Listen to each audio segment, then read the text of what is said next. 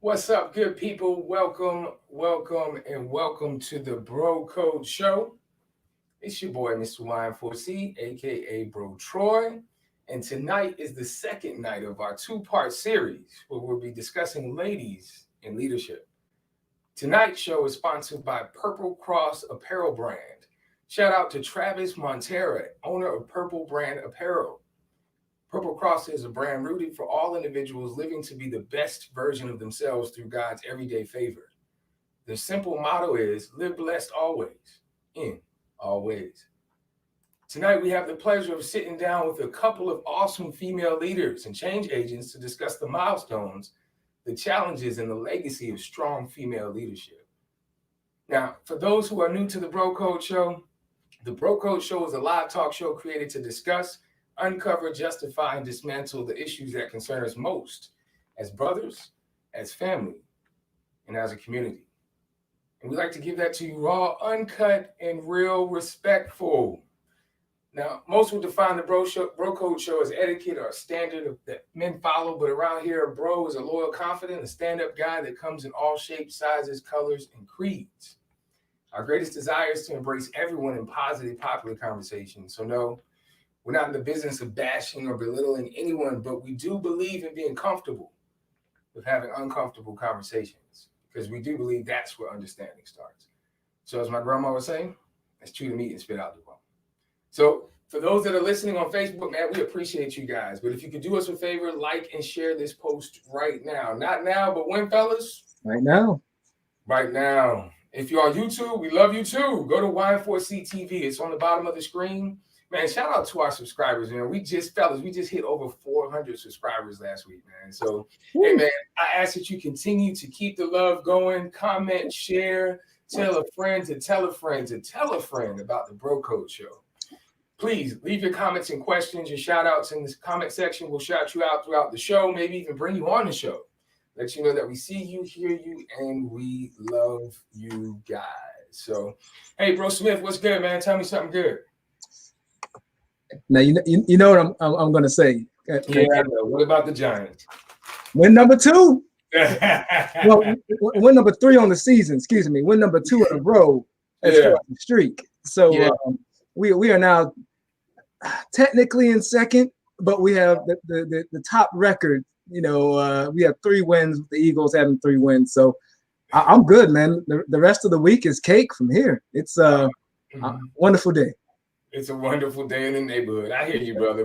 Bro Kirk, man, tell me something other than So real quick, I already knew that was coming. I knew it as soon as I saw it. But, like, listen, the Cowboys won today, too. Let's be clear. They had a bye. So I'm in good places, too. Does that count? Nah, it doesn't. It doesn't count. No. No, everything's good, man. I'm excited about the conversation. Good deal, man. Good deal, man. Always good to see you, bros, man. So, you know, we can't do anything great by ourselves with a fist, not a finger, man. So let's get some guests on here. First and foremost, we have Miss Phildra Swagger. Excuse me, Dr. Phildra Swagger.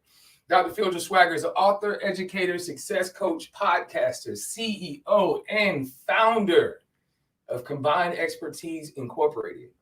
Dr. Swagger recently retired as VP at AMI Kids. AMI Kids is a national nonprofit organization that provides challenged youth with a promising future. She's a charter school co-establishmentarian and a nonprofit consulting guru. Fellas, please help me bring on, well, we're going to have to bring Dr. Swagger back on the back end. Dr. Swagger, we love you. Hopefully in a moment we'll get a chance to see you, having a couple technical difficulties. So we have somebody else too. We got some really dope guests tonight. We also have attorney Beth Tanner. Attorney Beth Tanner was born in Kingston, North Carolina. She received a bachelor's degree from University of North Carolina at Chapel Hill in 2005. a law degree from Campbell University, Norman Adrian Wiggins School of Law in 2008. Beth serves as the former Assistant Attorney General and Assistant General Counsel with the North Carolina Department of Justice and is currently serving as the Associate Director at North Carolina Innocence Inquiry Commission. Beth most recently ran for District Court Judge in District 10F. Beth is a strong advocate for children with developmental needs and serves on the board of Horse and Buddy therapeutic riding program in North Hill, North Carolina. So, ladies and gentlemen, well, I guess just gentlemen right now, help me introduce to the show attorney Beth Tanner. Beth, what's going on? Hey, how are you guys? Hey, man, we're doing great. We're definitely excited to have you. Now, I read a few of your accomplishments, Beth, and I thought they were really pretty dope. But I'm curious, not just for us as the bros, but for the listeners, who is Beth Tanner at the core? Well, I think for a really long time, and actually probably prior to this year, I would define myself a lot by my professional accomplishments. I worked really hard to go to law school and be a good lawyer.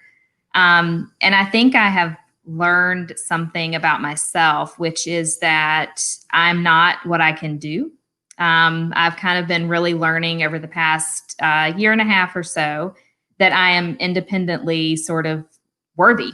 And so that's something I've really been working on, kind of from my religious perspective, that God loves me for who I am and not what I can do. So I think what makes me tick a little bit is just having grace for following my passions, the things that I'm passionate about.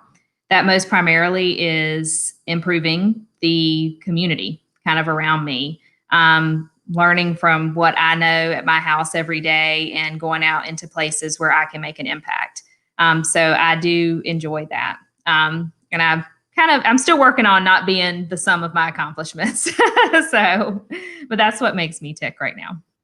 I can really dig that. Self-love is not selfish, Beth. It's necessary. Yeah. It's really dope, man. Self-awareness, we believe in some of the things that we teach when we educate our young people is one of the greatest gifts there is.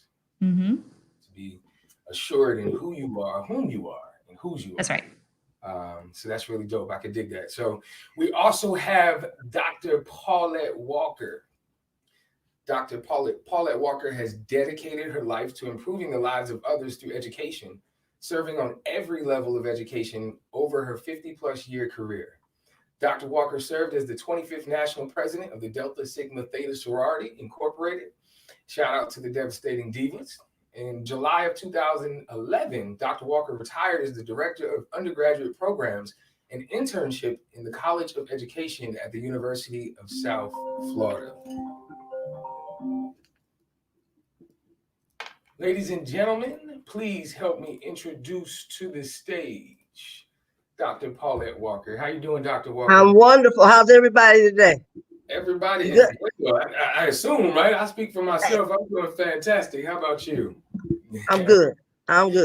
Well, I have to ask the same, Dr. Walker, it's an honor and a pleasure. And we have read a few of your accomplishments and all of the things that you have given back in your form of service. But, at the core, Dr. Walker, who is Paulette Walker?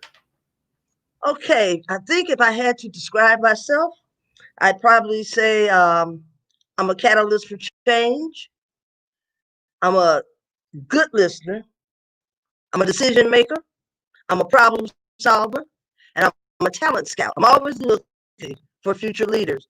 But personally, what people don't really know that much about is that I'm an only child. I'm a mother, a grandmother, and recently became a great-grandmother. And I know I look good for my age. Hey, what can I say? But it is what it is. So that's how I would describe me. Look, I'm not going to touch that. You do indeed. You do indeed look good for your age. Bless you. So we're going to try this one more game. So ladies and gentlemen, boys and girls, please allow us to bring to the stage Dr. Phildra Swagger. Dr. Swagger, how are you doing this evening? I am great. How are you guys? It is good to hear your voice.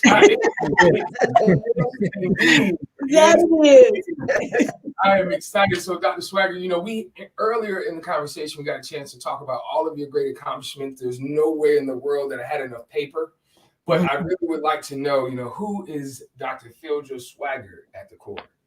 Oh, wow. Well, I appreciate you running the resume down, but at the core, I describe myself as an urban kid all grown up. I'm an urban kid all grown up. I'm a teacher with a few extra degrees. I'm a mom, I'm a wife, and I'm a child of God. At the end of the day, I think beyond the resume, who I really am, my greatest accomplishments, I call them Tia and Trenton. Those are my teenage children. So I'm a mom that's just trying to live my best life and live out loud so my children can live their best lives.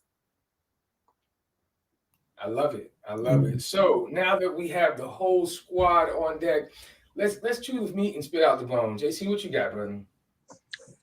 All right, well, let's get right into it, man. We had a chance last week to talk to some amazing women.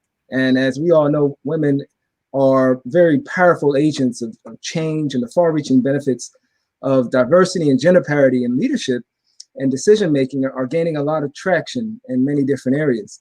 Still, women, unfortunately, continue to be underrepresented in decision-making, whether it be in politics, communities, and businesses. Now, the case for balancing the power equation in leadership has never been more clear as it is now, as we're currently, 9 weeks away from having a woman of color serve as the Vice President of the United States of America. Now, Troy, I don't know if you have that graphic you could put up real quick. If not, that's okay too. And so I'm not going to go through all of this, but there were a few points. Hopefully you all could see it. But the 2 points that stuck out for me was that countries with greater proportion of women as top decision makers and legislatures have lower levels of income inequality. And when women hold more executive leadership positions, their companies are more profitable. You know, companies in the top quartile for gender diversity on executive teams are 21% more likely to outperform the national average. Now, there are a number of great indicators and facts on that graphic, and it's true that we're making great strides here in America, but further progress in women's leadership isn't going to happen automatically. You know, women face challenges such as stubborn stereotypes and stigmas that are roadblocks to their advancement. Understanding those dynamics is the first step towards a more equal and productive society. And so I am thrilled to have a chance to talk more on some of these dynamics with our guests today. I'd like to turn the first question to Dr. Walker. Now, you served in education for over 50 years. What was your motivation, and how did you know that education was your life's purpose?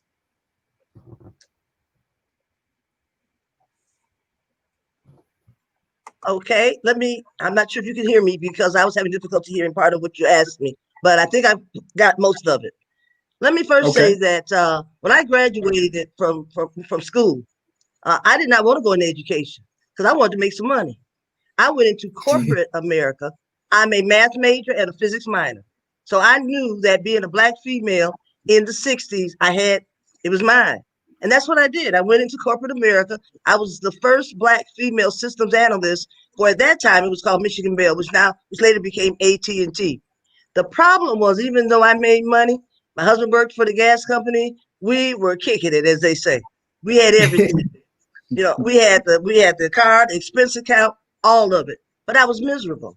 It was not what I really liked, because I like people. And being a system analyst, I didn't do that. I couldn't do that. So I went to a small district right outside of Detroit, Michigan, and I asked them, do you have a job? Do you have any positions open? Now, this is me talking to the receptionist. The receptionist said, can you start today? I said, wait a minute, I didn't really want a job. I was just kind of looking. She said, you're a math major with a physics minor. We need you today. So that's how it all started. And once I began teaching, that was during the Christmas holidays, that January. I'm not going to tell you the year. In a minute I will. But that when I started teaching, I fell in love with it. I taught for 4 years, then became a counselor in that same building, and the rest is history. So I retired after 41 years. So I tell people all the time in the field of education, Either I never found anything else better to do, or I was a real slow learner. Which one? I don't know. But I still enjoy it. I still get excited anytime anybody talks about education. So that's my story. All right. Now we're going to have a chance to dive into a lot of that, but just to keep the conversation going from now, I want to learn a little bit more about Beth. Now, growing up in a small town like Kinston, North Carolina, some would argue that it's easy not to dream big. You know, what experiences in your childhood helped get you to where you are today? Sure. So, I tell people this because in North Carolina, if you live in places like Wake County or in Mecklenburg County, that is not what the state looks like across the state. So I do think growing up in Kinston, Kinston looks like a lot of places across the state. And that is really important, I think, as a background, at least for me, because you can sometimes forget in larger metropolitan areas some of the issues that rural counties and places are dealing with. We may have made advancements in areas that those places can't afford to make, or they're not able to make. So I do think that background helps me kind of keep that perspective, because it is an important perspective to have. But when I was 6, I actually had cancer. I had retinoblastoma. It's an eye cancer. I was really old to have it at 6. Usually it comes in infants. And I obviously survived. And I think that really formed me because I did lose my right eye, but my parents never told me I couldn't because of that. My mother was like, yep, go try. She never gave me that. There's some realities to that as a disability, but she never, as a child, kind of made me feel handicapped, like I couldn't go do things. She told me to go try. And so I did. And I think that really helped me to understand that, I had the limits that I had, the physical limits, and there are some real limits to that, but it didn't make me, I kept kind of pushing ahead. That was kind of how I was raised. That's just what she told me to do. Also, my parents were small business owners in Kinston. My dad owned a pharmacy. My mother was a nurse. And back when I was a child, you knew your local pharmacist. You knew who that person was. My father knew every customer that came in his store, and not just their medical needs, but he knew who they were. We would close the store at 6:00, and I would go in the car with him, and we would deliver medicines to people who could not safely leave their homes or who felt more comfortable. Widowers and widows, people who felt more comfortable with us coming to deliver their medicine. I knew those people. That really instilled in me how important it is to serve your community. You should know your neighbors. You should know your people around you. And that was just really important to me. It also introduced me, and I have subsequently raised my children that way, to a lot of people that weren't like me. And so I think being part of that community really taught me to see how other people lived, how they celebrated their traditions and religions and the way they made food and how they did family. And that really changed how I perceive the world. And I'm excited to kind of be in a community where I can do that with my kids too. That's cool. Thank you for sharing. And congrats on everything that you've been able to get over and get through. I guess my last question, then I'll turn it over to you, Kirk. It will go out to the person with a very cool last name. I love it, Dr. Swagger. You've combined your love of education, your love for children, and your passion for entrepreneurship, helping to create a charter school called Brooks DeBartolo Collegiate High School. Tell us, how did this project come about, and who was involved? Oh, sure. So Brooks DeBartolo Collegiate High School was the first charter high school founded in Tampa, Florida. I live in Tampa. Mm-hmm. Hillsborough County Schools. But it came about because I was a district administrator in the school district and volunteered with the Brooks Bunch, which is the Derek Brooks Foundation. This was the youth initiative that he has. And you may know Derek from as a Hall of Famer with the Tampa Bay Buccaneers. Okay. And so in 2005, I traveled with him and a group of volunteers to escort 30 inner city kids to South Africa. And we spent 10, 12 days in South Africa exploring and introducing them to a life-changing experience. I mean, how many adults our age, you know, always say, I want to go to Africa. I want to see the continent, right? And so here we are in 2005 with 14, 15, 16-year-old kids and giving them this experience. So it really allowed me to see Derek's heart.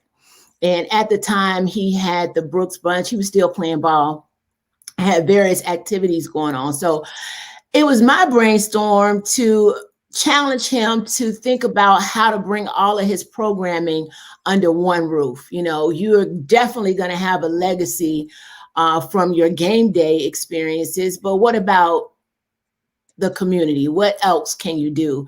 And having grown up as an urban kid who was the smart kid, I was always in a position to let kids know it was cool to be smart. Okay, you can be smart, and you do not have to be feel like a foreigner in your community. You can lead and you can show the way. So I explored with him how to start Brooks to Barlow to embrace access to advanced placement, rigorous curriculum, that kids who were smart and didn't have a mentor, didn't have a path to their next level, to college. If we could create this, then these kids who, you know, parents had a dream for them, they just didn't have a path for them. And we could create that and have an impact in the community. And so that's what we did.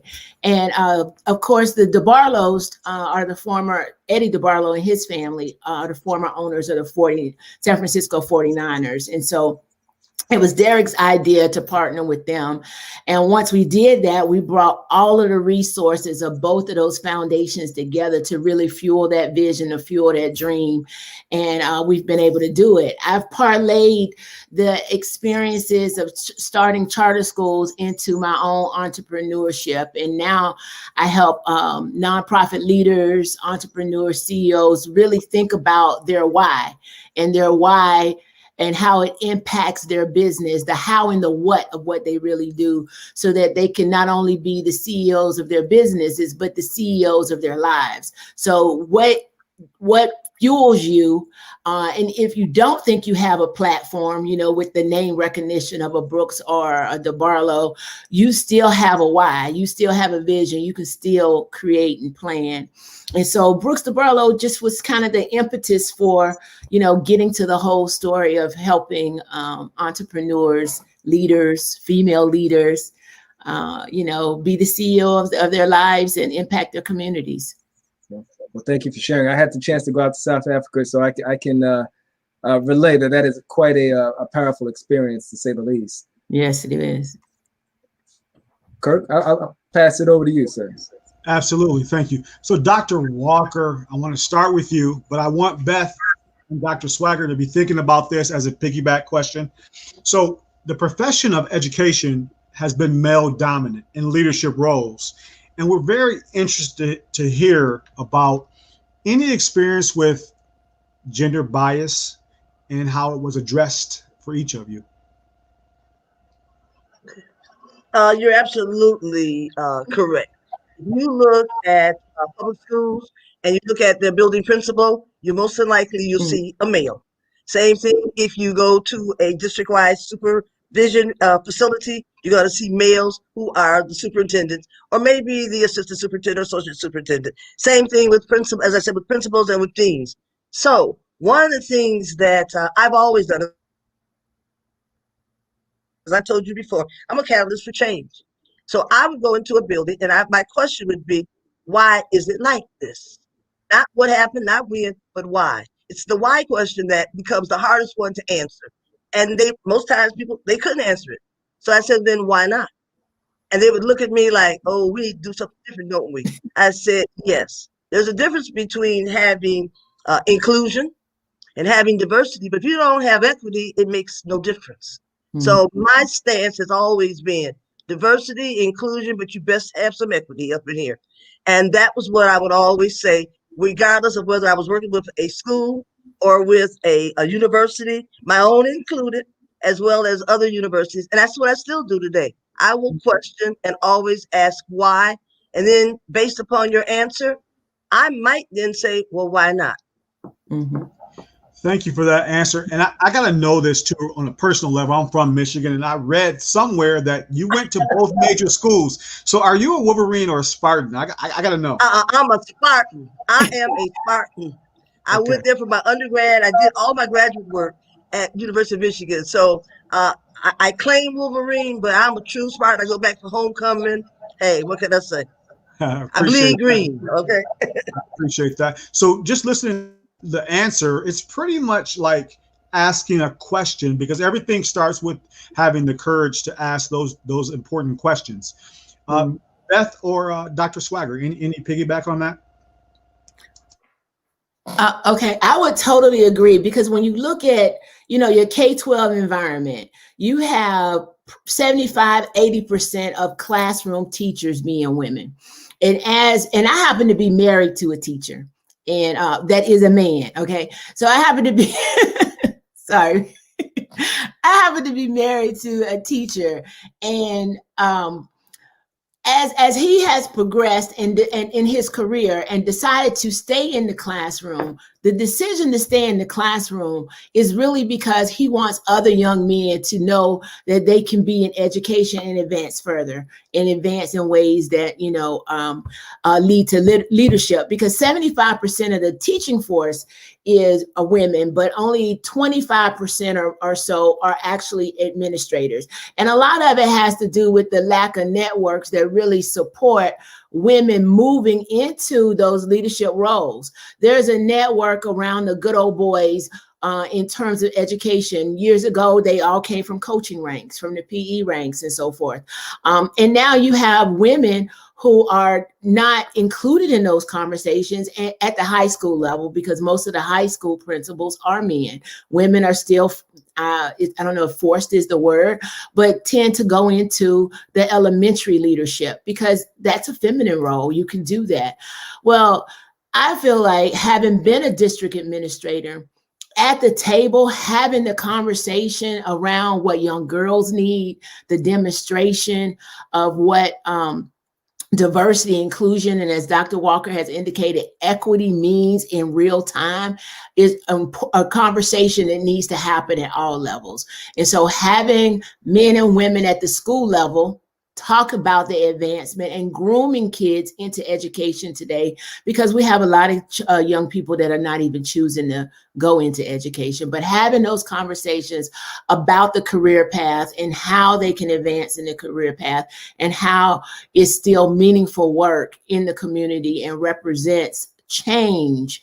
Everybody has gone through education. You might not have other experiences, but you have experienced the K-12 environment.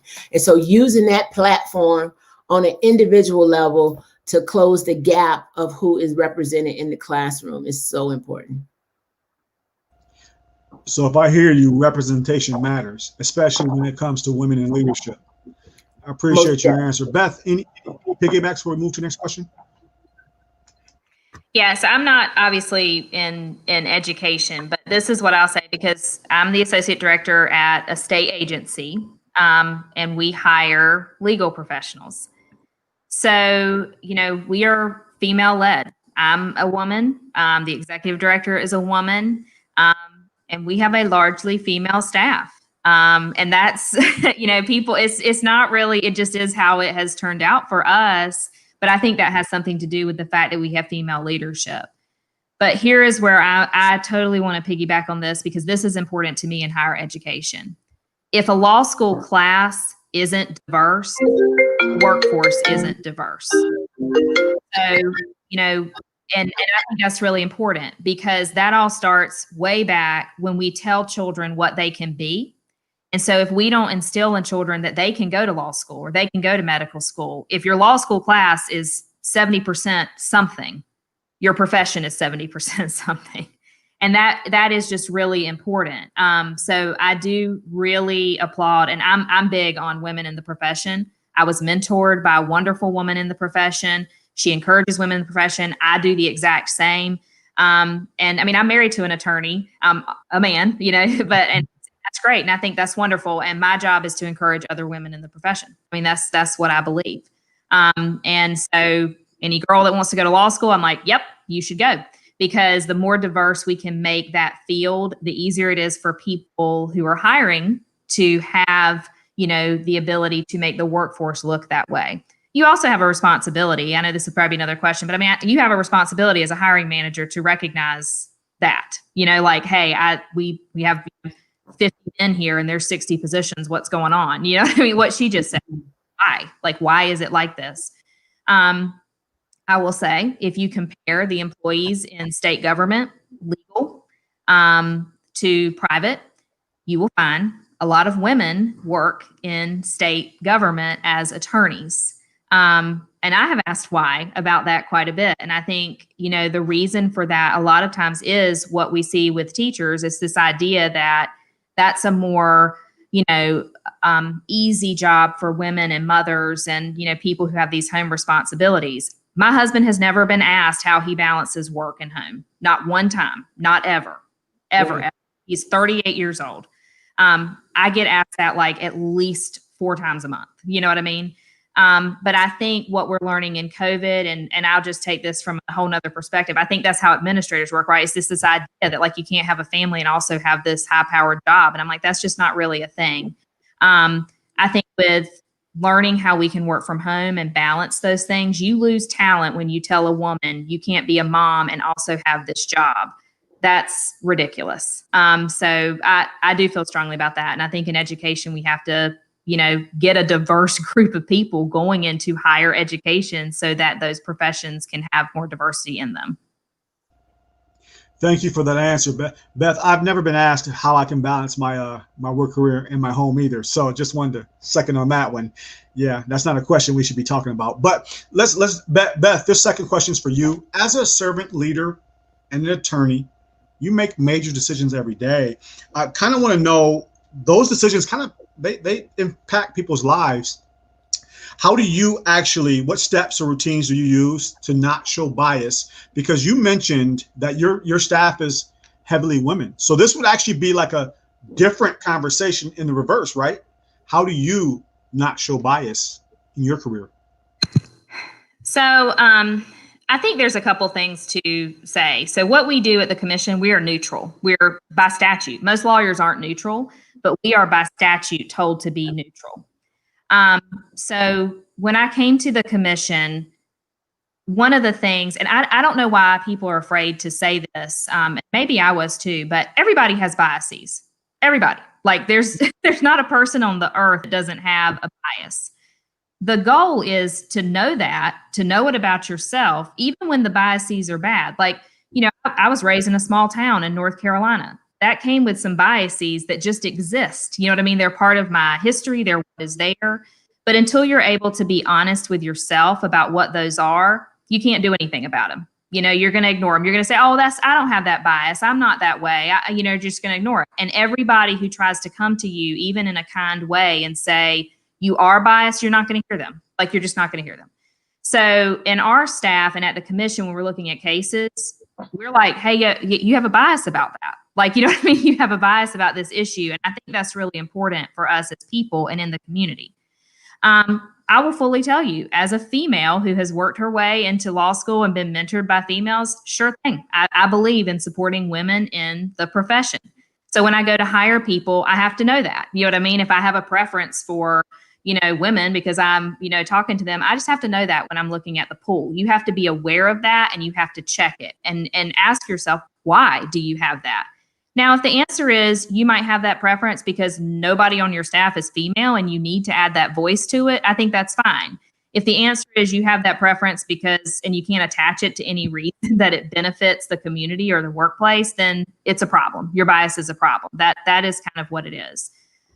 So the way you check bias is to be honest and to be willing to hear that you have them. The other way is to listen to other people when they say you have them. I can think of a really good friend of mine who has come to me and said, you have a bias in this. This is, not right. Your instinct is to be like, what? No, like that's just not true. You know what I mean? And you know what she said to me one time, which is really true, is she said, but if you made me feel that way, it really matter that you don't think it exists. And I was like, No, because I did make her feel that way. So I think being able to listen to what other people have to say and just take away this offense. You know, if people are talking to you about that, they're not trying to be mean to you. They're trying to tell you, hey, this is how you made me feel, and you might be making other people feel that way. And you need to hear that, and you need to learn from it.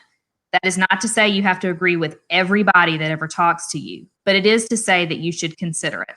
And I think that's just been really important for me. Absolutely. Well, if you're just checking in, you are here with the Bro Code Show. We're talking about ladies in leadership, and we have 3 awesome female leaders on the phone now. Just to kind of recap everything, we've been going now for about 30 minutes, and we've heard a lot. And Dr. Swagger, I definitely have another question for you, but so far I've heard passion, I've heard redemption. You know, you shared, Beth, you know, a personal story about your eye. You know, and when we talk about things like that, that's personal, you know, and for you to battle back from that and not allow that disability to affect your ability to be a change maker. Dr. Walker, I love it. Catalyst of change.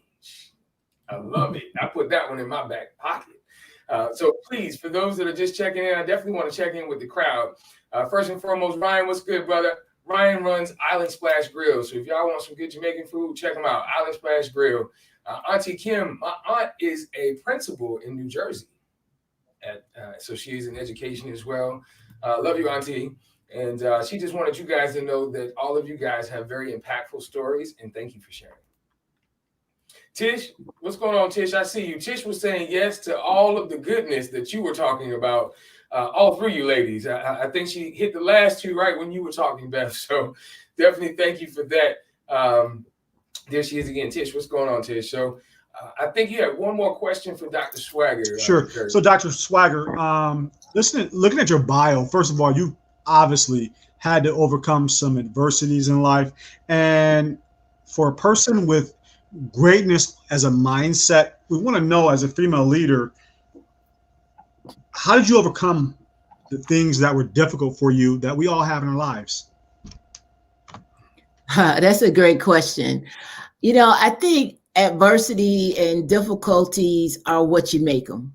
I can really check off most of the statistics that society says would have prevented me from being here today or having the resume that I have. I mean, I'm the oldest child of a teenage mom.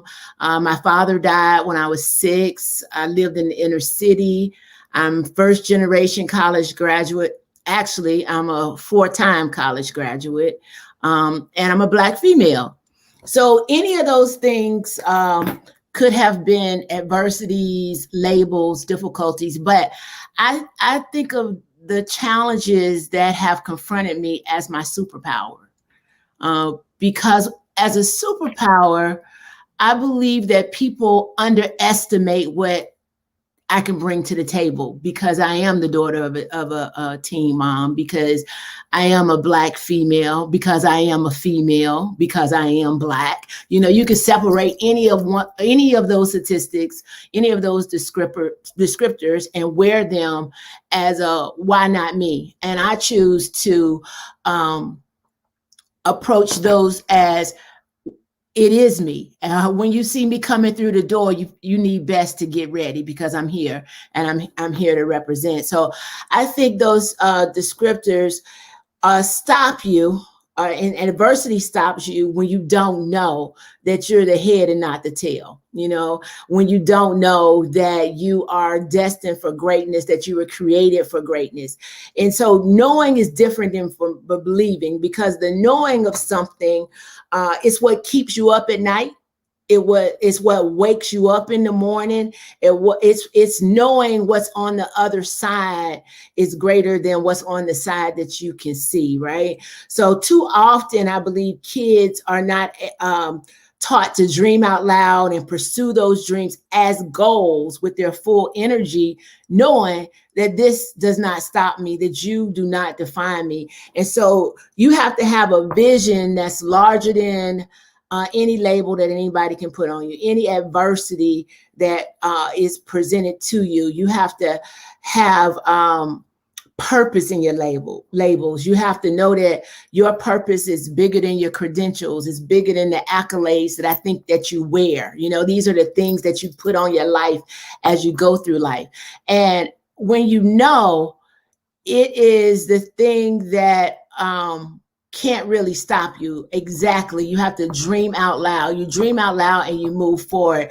And when you know that you know, not just believe, because believe can be, it's like motivation. You got to do it when you don't feel like doing it. You got to know that you have to do it and keep moving. That's what moves you past adversity. And when you're looking at adversity and you think that you're down on your belly, then you look up and you say to yourself, I'm not losing, I'm learning. And we're just going to stop the show right there. We'll cut all the mics off, and this is a wrap. So, hey, it's the Bro Code Show. We have 3 queens in here dropping gems. I mean, we've got from law to education. If we had to combine the expertise on this call on this podcast right now, it's outrageous. So I want to switch gears a little bit. You know, we've heard a lot. You have filled my knowledge pocket as well. And running after something that's bigger than you is oftentimes represented as legacy. And as bros, we talk about that all the time. What is the thumbprint? What is the footprint that you want to leave behind? You know, right. It's about legacy. It is. It's always about legacy. And that's a different conversation. It really is. Yeah. It is. That's a deep conversation. So we don't want to take it there just yet. So we're going to switch gears. So this is our would you rather question. So for everybody on the call, would you rather travel the world for free for a year or have $50,000 to spend however you please? So, JC, I ain't heard from you in a while, brother. What you think, man? Would you rather travel the world for free or get 50 stacks and spend it on whatever you want?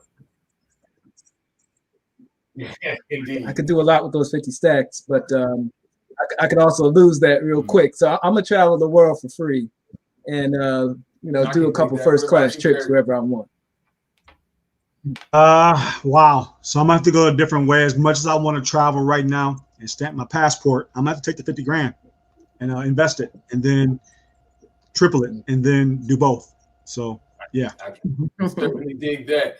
Now, how about yourself, Doctor? Let's start with Dr. Walker. 50 grand or travel the world for free for a year? I'd take the 50 grand, but let me tell you why. Because that would give me an opportunity to help and assist other people. See, I firmly believe nobody can make you feel inferior without your consent. So there are people out there who could use that 50,000 because they right now are feeling as if they are inferior. So my goal, as I told you, I'm a catalyst for change. I'd use that $50,000 and we would change some minds real quick. Now, see, I knew I should have let you go last because you feel bad for not getting all the money. I knew it. I was over here looking like I should have told her to go last. How about you messed up. You asked me first. I asked you about it. Messed up. Dr. Swagger, what you think? What, 50 grand? Or are we traveling the world for free? I'm gonna have to travel the world for free. I think the conversion rate on that travel, the observation and the experiences, that's going to be priceless, right? I could write and speak about a year real travel for the rest of my life.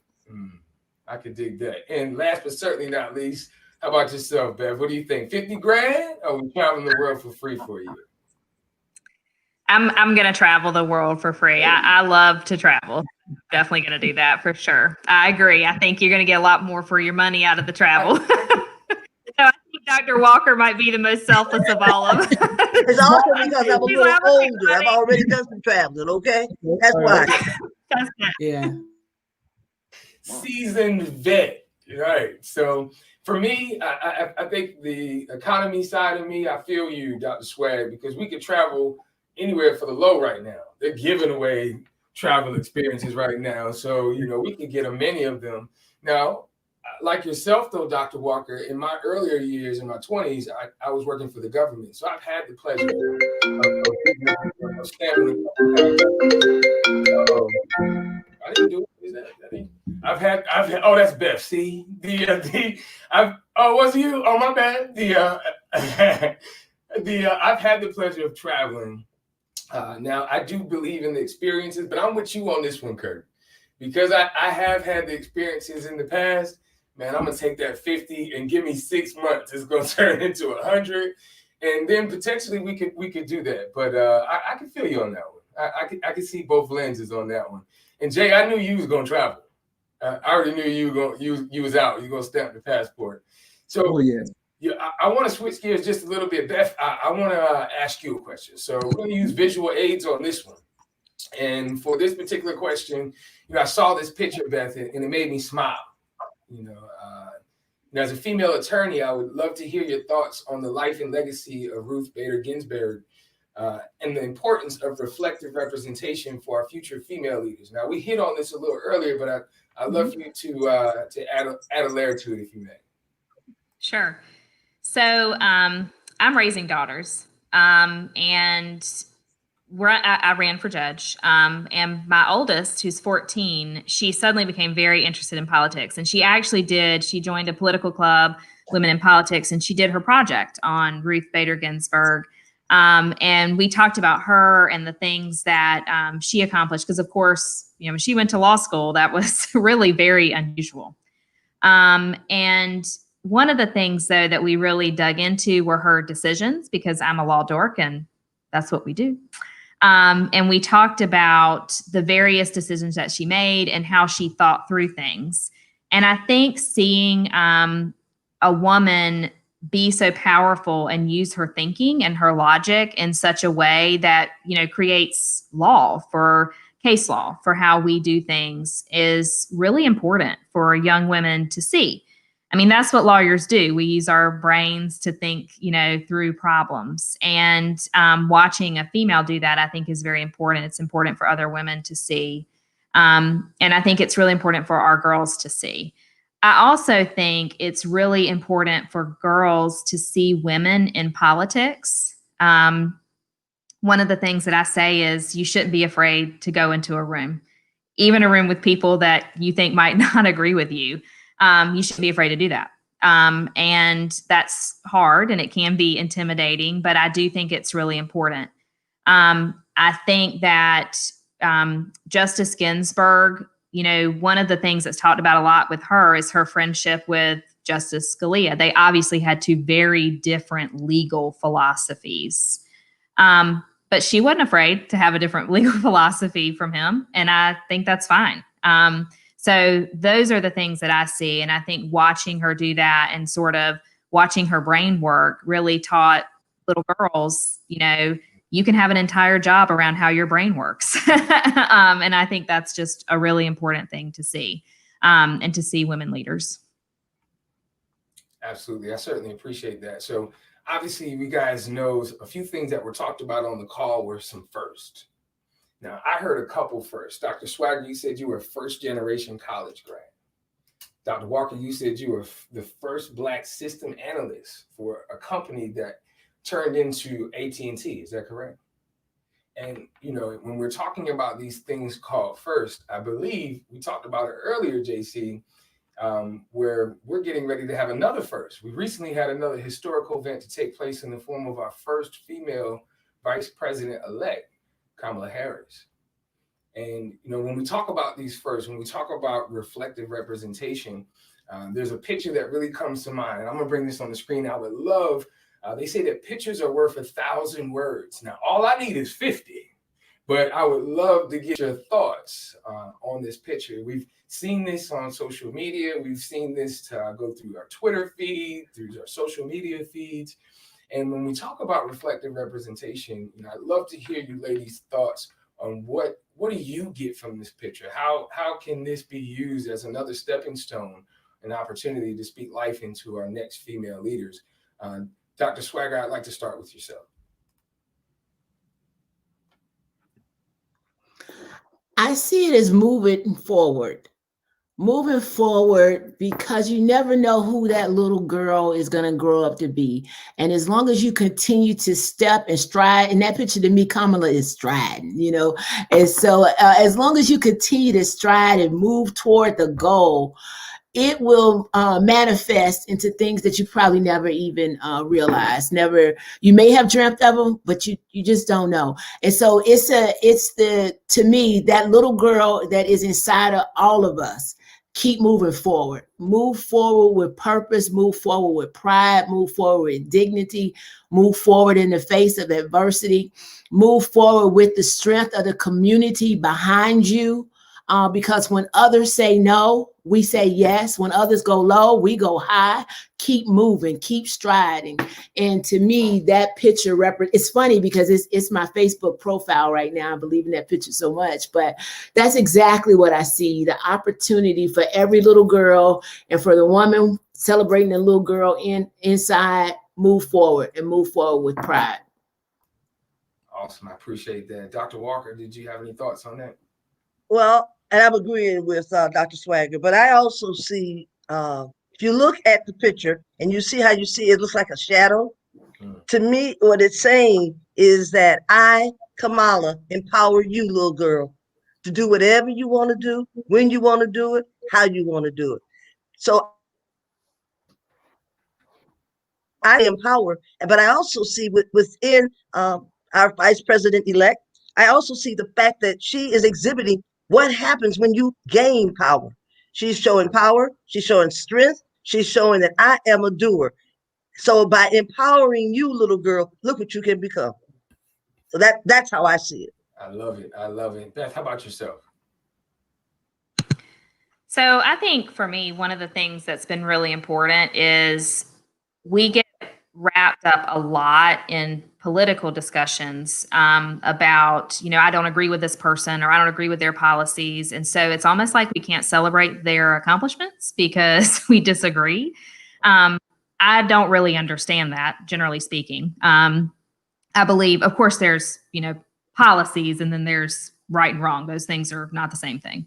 But I do think that to me, I think, anytime a woman is being a leader, I think that's really important and you should celebrate it. And I do think that, Vice President-elect Harris is showing an entirely different group of little girls that identify in a bunch of different ways with her that we've never seen before, that's possible. No matter her political party, that's a possible thing. So that's what that picture says to me. That picture doesn't have a label about, her party. And so I think that's really important to me as a woman. Thank you for that. So Dr. Swagger and Dr. Walker, I have a question for both of you. We'll start with Swagger. What advice from your lived experience can you give the new level of female leaders? So the new level, next generation of female leaders, actually we're demonstrating it on this call. Dr. Walker is my mentor. And 20 years ago, I walked into her office as a graduate student at USF. And I said, I selected you. I need you to be my mentor. When I leave the University of South Florida, I want my PhD. I was in the graduate school. I want my PhD, my MRS, and my DST. And under her guidance, I have been able to accomplish those things and have a full life with her support. So for the next generation of women, I would say get a mentor, someone who has walked the path, that's willing to invest in your development and your future. And early on, build your personal brand based on your own values, based on your accomplishments, and kind of wear your crown with pride and let that mentor help you step the right path and along the path, and always be willing to learn and grow, embrace every opportunity to learn something new, create diverse opportunities to learn by meeting people of different thought patterns, that look differently than you, and just always be open to grow and always be open to learn and have a mentor that's willing to guide you through that learning. It'll take you to places you've never imagined. Thank you. Dr. Walker, any thoughts on that? Well, she's absolutely right by saying that I am her mentor. And I thought that once she graduated, I would be finished. But as you can see, No, it's not over. So I think the words that I would say seriously are that do some soulful introspection.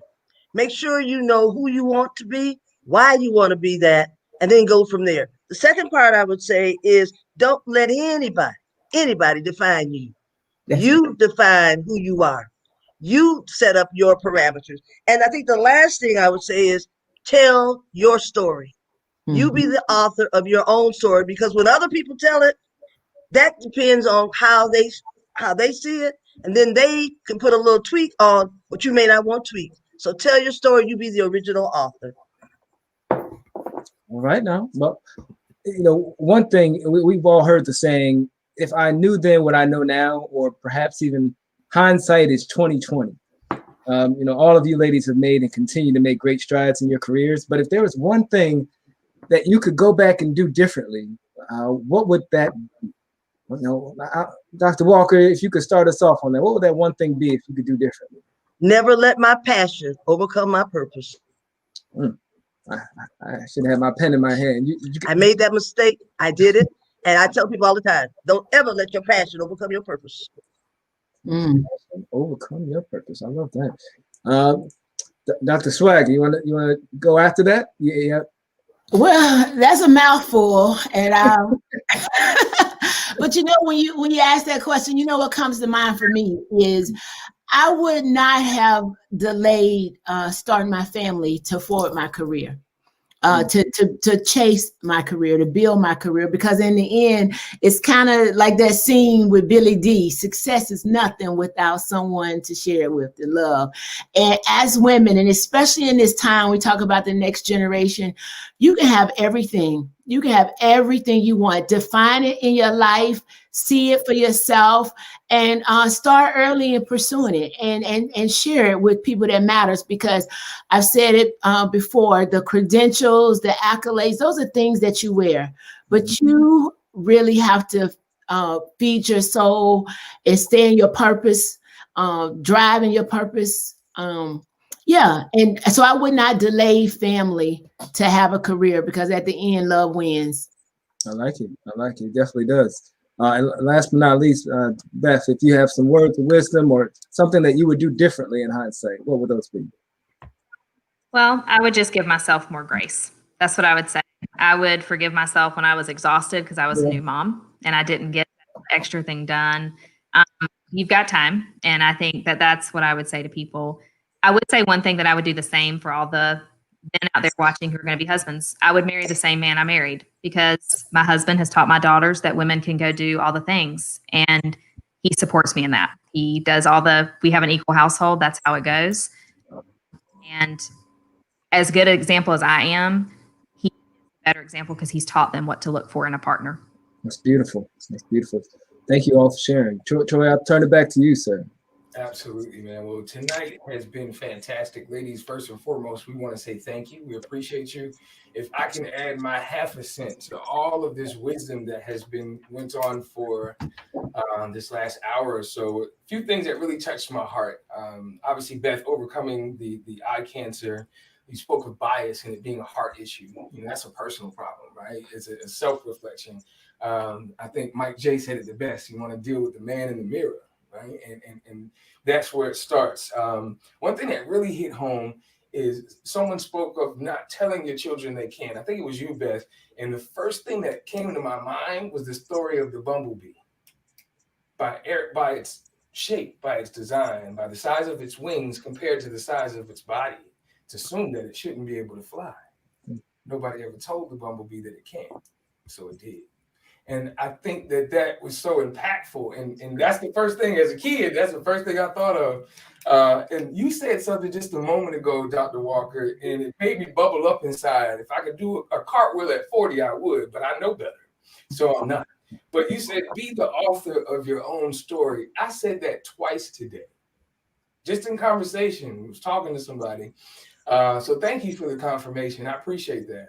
That's really dope. So nonetheless, you're here with the Bro Code Show.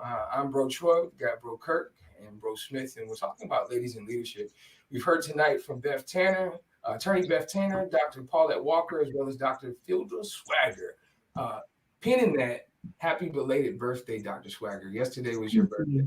It was. Thank you. Thank you. That you knew that we knew from the that we love you and we appreciate you. So thank you for that. Tune in next month for December the 6th. Now, December the 6th will be the rehash. That's where the bros will recap past conversations and bring on a surprise guest to chew the fat with. On December 13th and December the 20th at 6 p.m., we'll be chewing the fat on the topic of the month called the Promised Land. Next month, we'll be speaking with individuals that are part of the Southeast Raleigh Promise, the school that is attached to the YMCA. The first night, we'll speak with Dexter Hubert, who is the branch director of the Southeast Raleigh YMCA, as well as Principal Cheryl Fenner. She is the principal of Southeast Raleigh Elementary. We'll be ending 2020 on a positive note, highlighting the collective efforts of the Southeast Raleigh Promise, the YMCA, the Housing Authority, and Wake County Public School System coming together to create an equitable melting pot of resources to enrich, empower, and educate our community. We will speak to the life during and through the pandemic, highlighting milestones, challenges, and future plans for the plot of the land in Southeast Raleigh known as Promise Beacon Lane. So set your alarm, Siri, Alexa, and Google Home for Sunday, December 6th, December 13th, and December 20th at 6 p.m. live on Facebook at YM4C or our YouTube channel at YM4C TV. Again, thank our guests, our viewers, to my brothers, man. We appreciate y'all, man. We always got to leave you guys on a positive. No different. And since we are talking about ladies and leadership, we have yet another quote from a strong female leader. Tonight's quote is from Madeleine Albright. She is an American politician and diplomat who served as the first female United States Secretary of State. And she said, "It took me quite a long time to develop a voice. And now that I have it, I'm not going to be silent." So stand up and speak out. It's your boy, Bro Troy, aka Mr. YM4C, and we are the Bro Code.